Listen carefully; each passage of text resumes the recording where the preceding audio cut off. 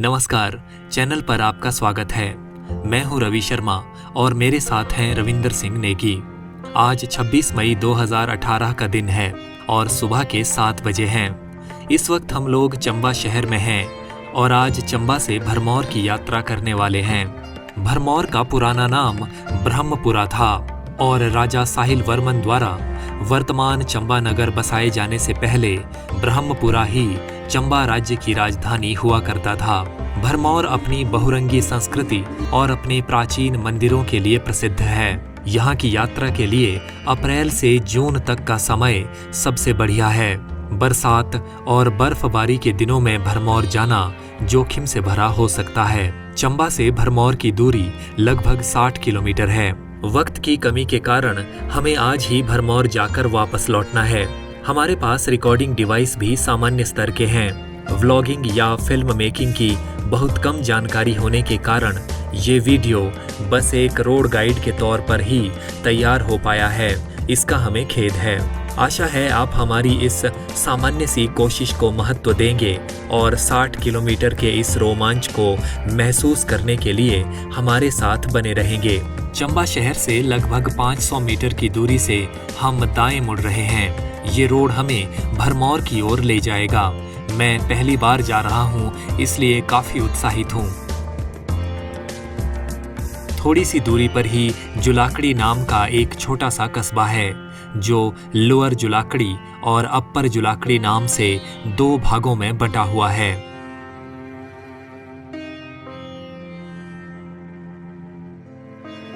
इन दिनों कहीं कहीं सड़क की मरम्मत का काम भी चल रहा है।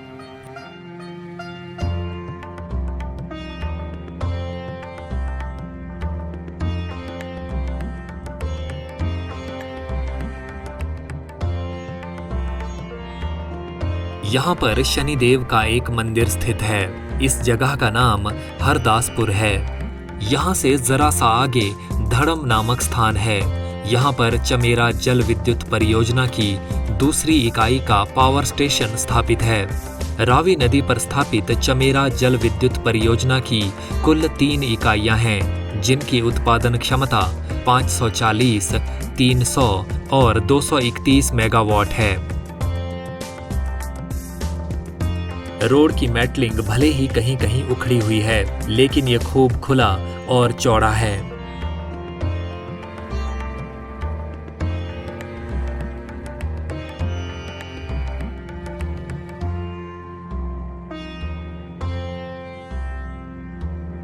यहाँ पर चमेरा पावर स्टेशन 2 विद्युत गृह स्थापित है और यहाँ से भरमौर की दूरी 52 किलोमीटर है।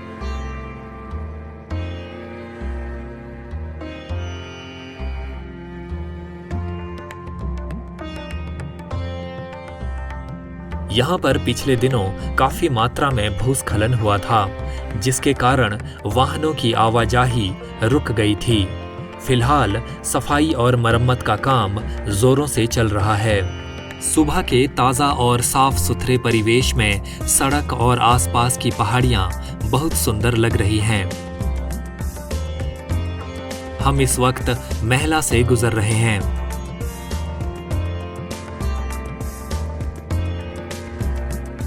महला से आगे इंसानी बस्तियां जरा कम हो गई हैं और परिवेश की सुंदरता बढ़ गई है।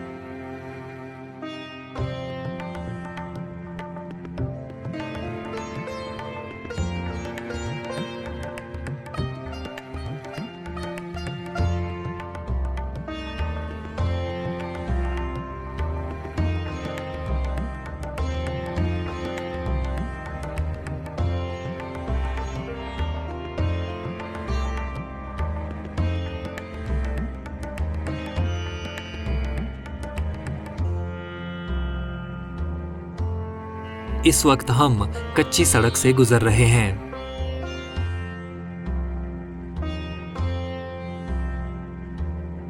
कच्चे रोड की धूल फांकने के बाद अब हम वकाणी पुल आ गए हैं।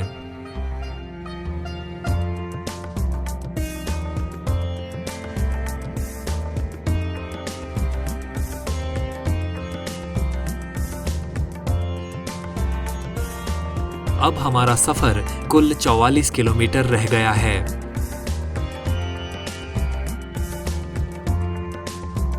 इस वक्त सुबह के 8:30 बजे हैं और हम राख नामक एक छोटे से कस्बे में हैं। यहाँ पर हमने अच्छा सा नाश्ता कर लिया है और अब अपने सफर को जारी रखे हुए हैं।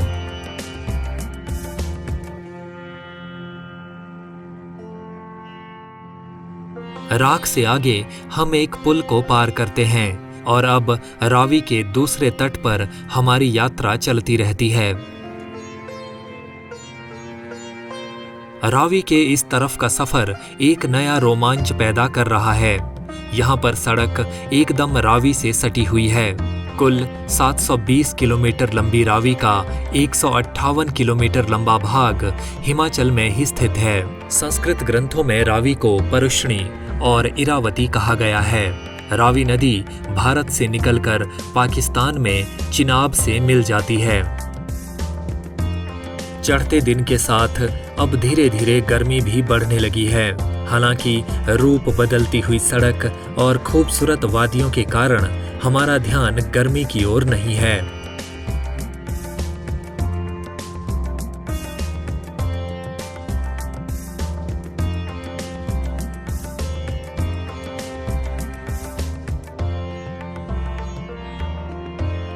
यहाँ से बाईं ओर की सड़क लील कोटी की ओर जाती है, जो यहाँ से 4 किलोमीटर की दूरी पर है। हमें दाईं ओर के रास्ते पर चलते रहना है।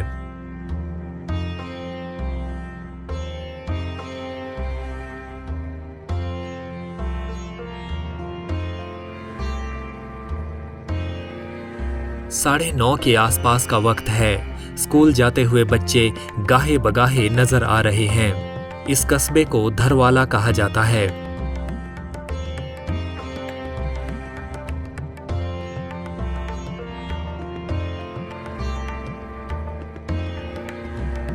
अभी हम लोथल से गुजर रहे हैं।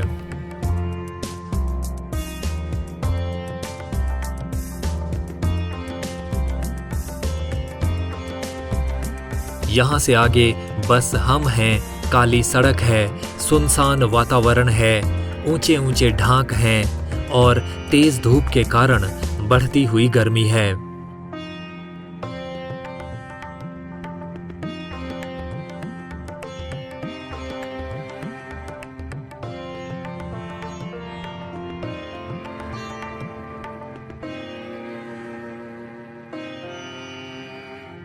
आगे चलते हुए हम दुनाली आ गए हैं। यहां से बाईं ओर जाने वाली सड़क बतोट की ओर ले जाती है।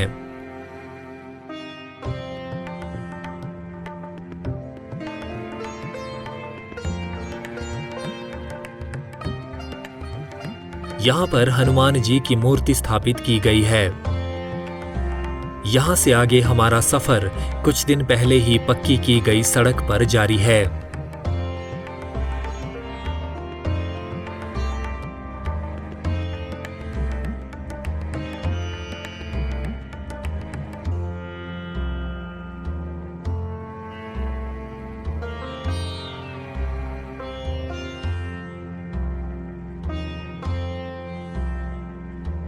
इस वक्त हम गहरा नामक जगह पर हैं और गहरा पुल को पार कर रहे हैं।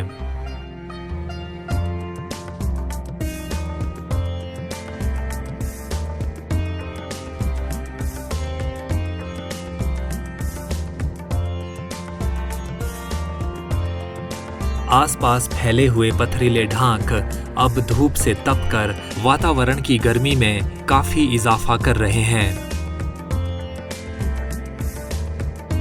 भरमौर से पठानकोट जाने वाली बस इस सड़क पर गुजर रही है।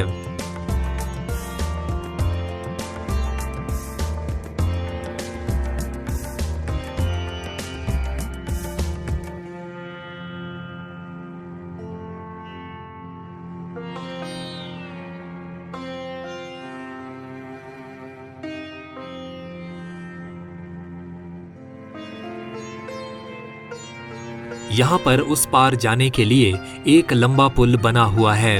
हमारे पास वक्त होता तो इस पुल पर चलकर थोड़ा सा रोमांच महसूस करते, मगर फिलहाल हमें आगे बढ़ते रहना है।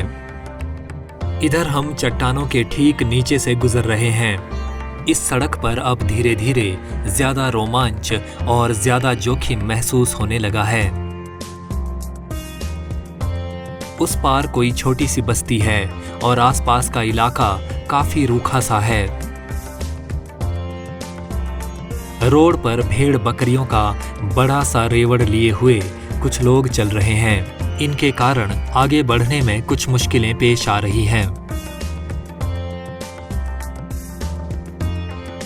अब हम दुर्गेठी से गुजर रहे हैं और भरमौर उपमंडल की सीमा में प्रवेश कर चुके हैं। सड़क का रोमांच बरकरार है। यहाँ पर ढांक से पानी रिस रहा है, जिससे हमारी गाड़ी धुल गई है। बरसात के दिनों में ये जगह बहुत खतरनाक हो सकती है। भेड़ बकरियों के एक और बड़े दल ने फिर से हमारा रास्ता रोक लिया है। इस बार इस झुंड से बचते बचाते निकलने में काफी वक्त लग गया।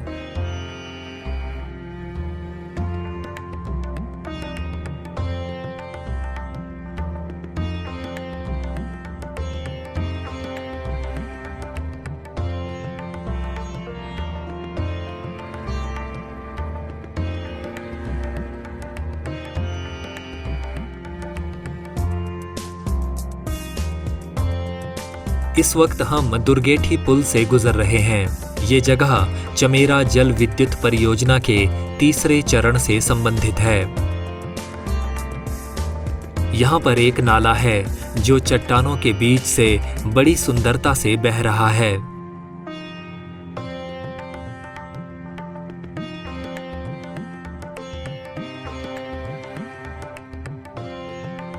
इस जगह का नाम ढकोग है और यहाँ की जनसंख्या 860 है।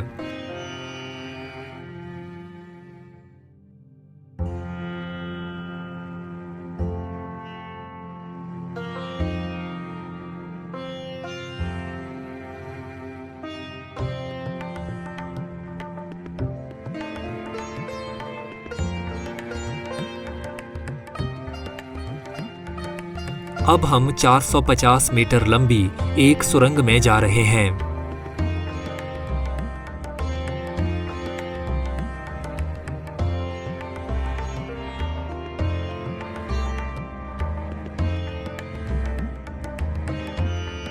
इसी सुरंग से एक रास्ता चमेरा जल विद्युत परियोजना की तीसरी इकाई के पावर स्टेशन की ओर जाता है।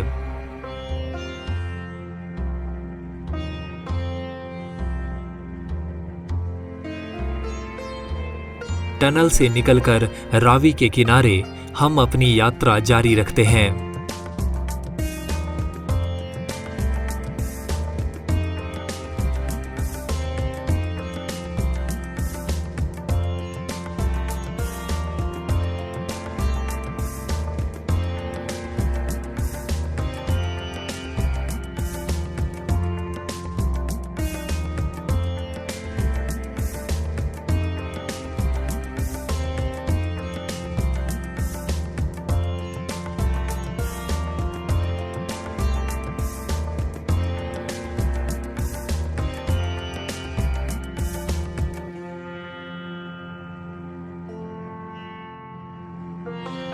अब हम खड़ामुख पहुंच गए हैं। यहाँ से हमें बाईं ओर जाना है और कुल 14 किलोमीटर सफर करना है।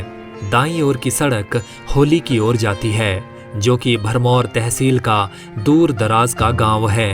वहां पर कुल 192 घर हैं और 852 लोग रहते हैं।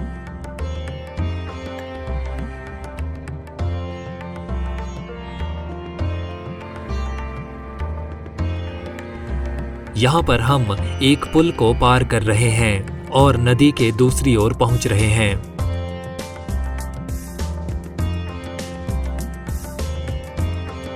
इस तरफ से खड़ामुख का विहंगम नजारा देखा जा सकता है।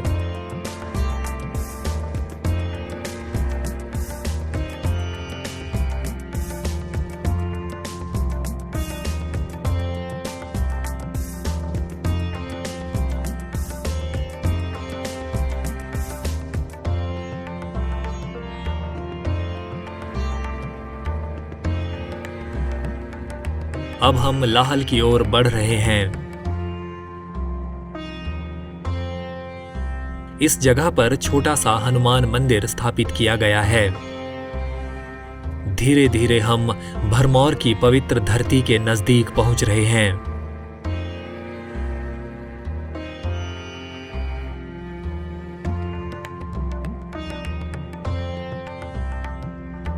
इस वक्त हम लाहल नामक छोटे से कस्बे से होकर गुजर रहे हैं।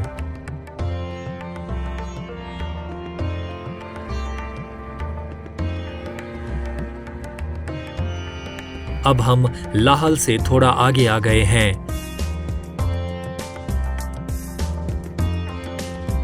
अभी हम परोह से गुजर रहे हैं।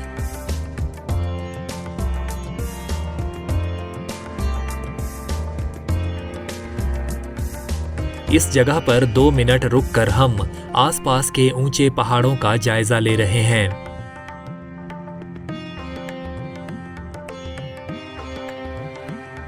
यहां से आगे रास्ता काफी जोखिम भरा है। इधर पहाड़ियों से कभी भी मिट्टी और पत्थर खिसक कर सड़क और वाहनों को नुकसान पहुंचा सकते हैं। अब हम भरमौर से 4.5 किलोमीटर की दूरी पर हैं। मणिमहेश जाने के लिए हड़सर तक बस सेवा उपलब्ध है, जो कि इस स्थान से लगभग 17 किलोमीटर दूर है।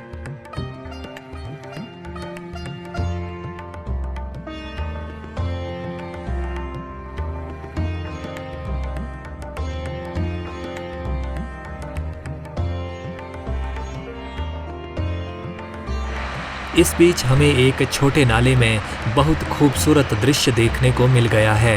यहाँ जरा सा रुक कर हम इस नज़ारे को जी भर कर देख रहे हैं।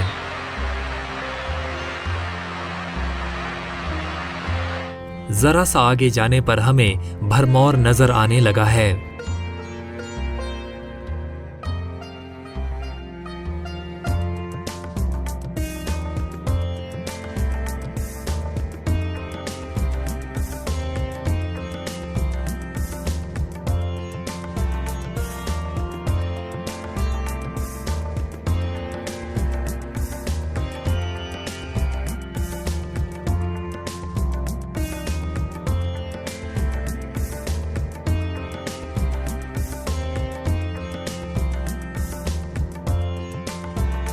एक छोटे से बाजार से गुजरकर अब हम भरमौर के 84 सिद्ध मंदिर की ओर जाने वाले रास्ते के मुख्य द्वार पर आ गए हैं।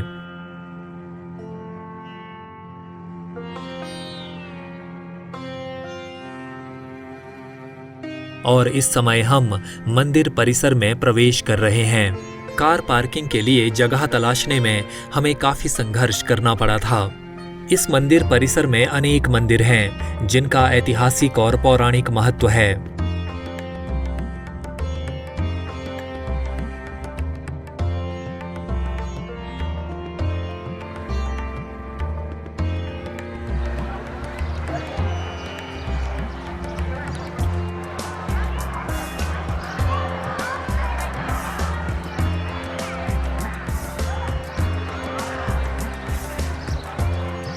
यहाँ पर 84 छोटे छोटे मंदिर हैं, जिनका संबंध 84 सिद्धों से जोड़ा जाता है और अधिकांश मंदिर लगभग 1400 साल पुराने हैं।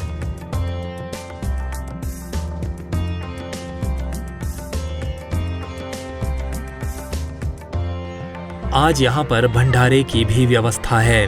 आसपास के स्कूलों से बच्चे भी आए हैं।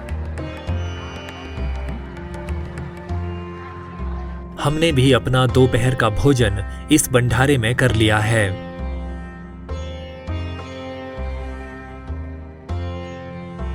ये मंदिर भारत का इकलौता मंदिर है जो धर्मराज जी को समर्पित है। मान्यता है कि मृत्यु के बाद हर प्राणी को धर्मराज के सामने पेश होना पड़ता है और उसके कर्मों के अनुसार ही उसे स्वर्ग या नरक में भेजा जाता है। ये लक्षणा देवी मंदिर है, जो मां दुर्गा के महिषासुरमर्दिनी रूप को समर्पित है। इसका निर्माण 700 ईस्वी के आसपास किया गया था। यहाँ के अधिकांश मंदिरों की तरह इस मंदिर का निर्माण भी राजा मेरुवर्मन ने करवाया था। ये यहाँ का सबसे प्राचीन मंदिर है। ये मंदिर लकड़ी से बने उन गिने चुने मंदिरों में से एक है जो कई सदियों से सर्दी गर्मी की मार झेलते हुए आज भी विद्यमान है। यहाँ से 4 किलोमीटर की दूरी पर देवदार और चीड़ के पेड़ों के बीच भरमाणी माता का प्राचीन मंदिर स्थित है, जहाँ पर एक पवित्र जल कुंड भी है। मंदिर परिसर से निकलकर हम लोग पास के गांव संचई का दौरा कर रहे हैं। यहाँ पर हम सन 2014 में पद्मश्री से सम्मानित बुजुर्ग लोक कलाकार श्री मुसाफिर राम भारद्वाज से मुलाकात कर रहे हैं, जो एक विशेष लोकवाद्य पौन माता के विशेषज्ञ हैं।